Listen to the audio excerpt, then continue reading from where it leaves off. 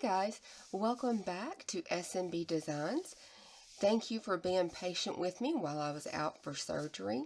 Everything has gone well and I go back and see my surgeon in 2 days.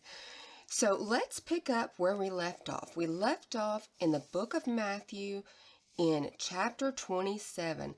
Guys, there are only 2 chapters left in this book. So next week we will be beginning another book. If you are interested in suggesting a book, look back at the playlist and see if we've already done that book. If we haven't, please suggest it because I am open to suggestions all of the time from you guys. So anyway, let's go ahead and just jump right in. In chapter 27, when it was early in the morning, all the chief priests and the elders of the people plotted against Jesus to execute him. They tied him up, led him away, and handed him over to Pilate the governor. Now when Judas, who had betrayed him, saw that Jesus had been condemned, he regretted what he had done and returned the 30 silver coins to the chief priest and the elders, saying, I have sinned by betraying innocent blood. But they said, What is that to us? You take care of it yourself. So Judas threw the silver coins into the temple and left. Then he went out and hanged himself. The chief priests took the silver and said, It is not lawful to put this into the temple treasury, since it is blood money. After consulting together, they bought the potter's field with it, as a burial place for foreigners. For this reason, that field has been called the Field of Blood to this day. Then what was spoken by Jeremiah the prophet was fulfilled.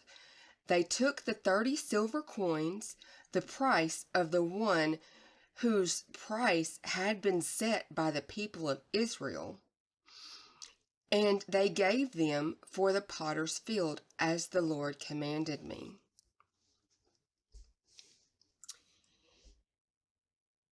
Verse 11, Then Jesus stood before the governor, and the governor asked him, Are you the king of the Jews?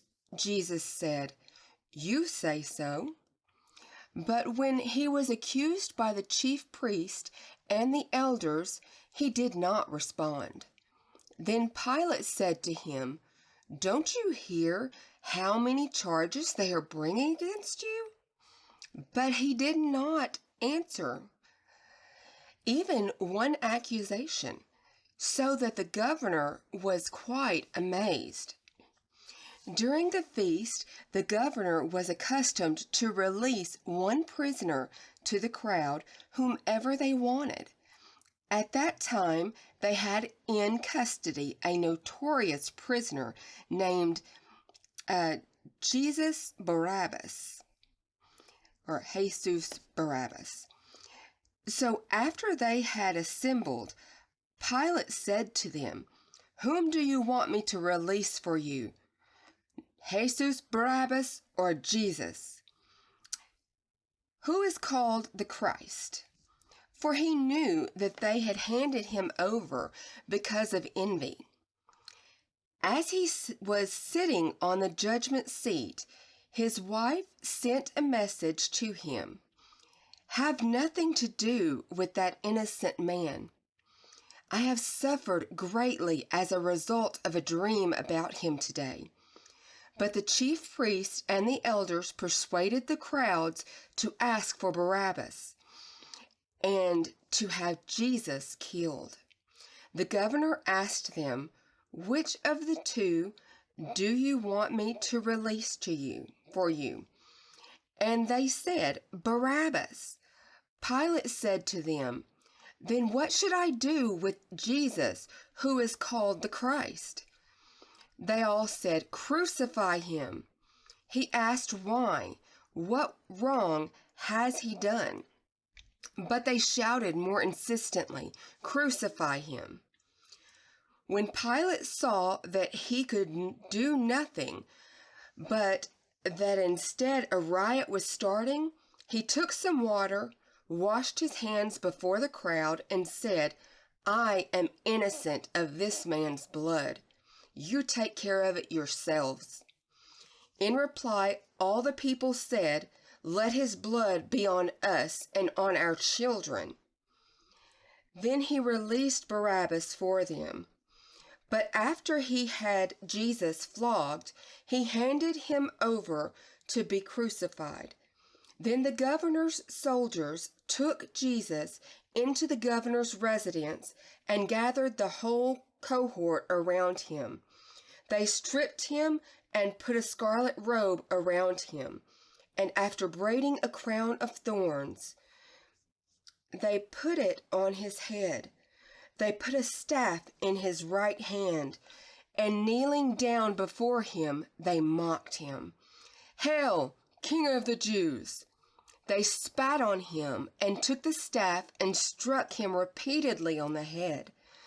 When they had mocked him, they stripped him of the robe and put his own clothes back on him. Then they led him away to crucify him. As they were going out, they found a man from Cyrene named Simon, who they forced to carry his cross. They came to a place called Golgotha, which means place of the skull, and offered Jesus wine mixed with gall to drink. But after tasting it, he would not drink it. When they had crucified him, they divided his clothes by throwing dice. Then they sat down and kept guard over him there. Above his body they put the charge against him, which read, "This is Jesus, the King of the Jews." Then 2 outlaws were crucified with him, one on his right and one on his left. Those who passed by defamed him, shaking their heads and saying, "You who can destroy the temple and rebuild it in 3 days, save yourself. If you are God's son, come down from the cross." In the same way, even the chief priests, together with the experts in the law and elders, were mocking him. He saved others, but he cannot save himself. He is the King of Israel. If he comes down now from the cross, we will believe in him.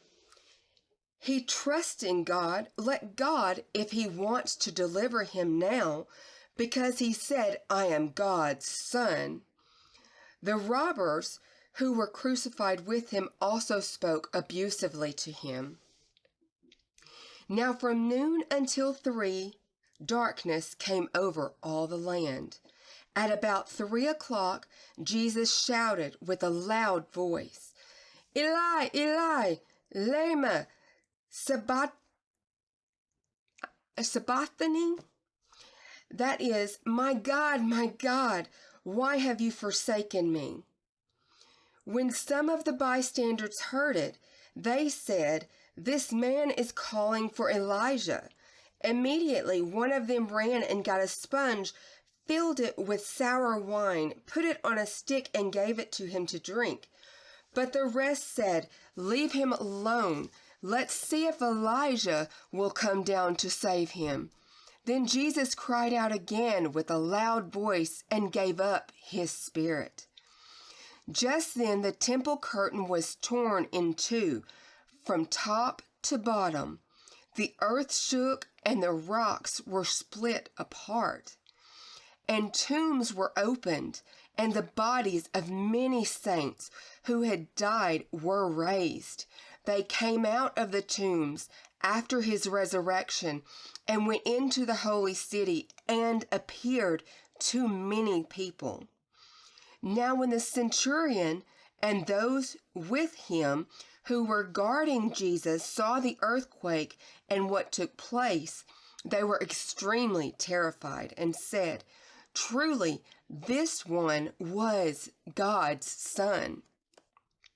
Many women who had followed Jesus from Galilee and given him support were also there, watching from a distance. Among them were Mary Magdalene, Mary, the mother of James and Joseph, and the mother of the sons of Zebedee. Now when it was evening, there came a rich man from Arimathea, named Joseph, who was also a disciple of Jesus. He went to Pilate and asked for the body of Jesus. Then Pilate ordered that it be given to him. Joseph took the body, wrapped it in a clean linen cloth, and placed it in his own new tomb that he had cut in the rock. Then he rolled a great stone across the entrance of the tomb and went away. Now Mary Magdalene and the other Mary were sitting there opposite the tomb. The next day, which is after the day of preparation, the chief priests and the Pharisees assembled before Pilate and said, "Sir, we remember that while that deceiver was still alive, he said, 'After 3 days I will rise again.' So give orders to secure the tomb until the 3rd day. Otherwise his disciples may come and steal his body and say to the people, 'He has been raised from the dead,' and the last deception will be worse than the first." Pilate said to them, "Take a guard of soldiers, go and make it as secure as you can." So they went with the soldiers of the guard and made the tomb secure by sealing the stone. Chapter 28. Now after the Sabbath, at dawn on the 1st day of the week, Mary Magdalene and the other Mary went to look at the tomb. Suddenly there was a severe earthquake, for an angel of the Lord descended from heaven, came and rolled away the stone and sat on it. His appearance was like lightning, and his clothes were white as snow. The guards were shaken and became like dead men, because they were so afraid of him. But the angel said to the women, "Do not be afraid. I know that you are looking for Jesus who was crucified. He is not here, for he has been raised. Just as he said, come and see the place where he was lying. Then go quickly and tell his disciples, he has been raised from the dead. He is going ahead of you into Galilee. You will see him there. Listen, I have told you." So they left the tomb quickly with fear and great joy and ran to tell his disciples. But Jesus met them, saying, "Greetings." They came to him, held on to his feet, and worshipped him. Then Jesus said to them, "Do not be afraid. Go and tell my brothers to go to Galilee. They will see me there." While they were going, some of the guard went into the city and told the chief priests everything that had happened. After they had assembled with the elders and formed a plan, they gave a large sum of money to the soldiers, telling them, "You are to say his disciples came at night and stole his body while we were asleep. If this matter is heard before the governor, we will satisfy him and keep you out of trouble." So they took the money and did as they were instructed. And this story is told among the Jews to this day. So the 11 disciples went to Galilee, to the mountain Jesus had designated.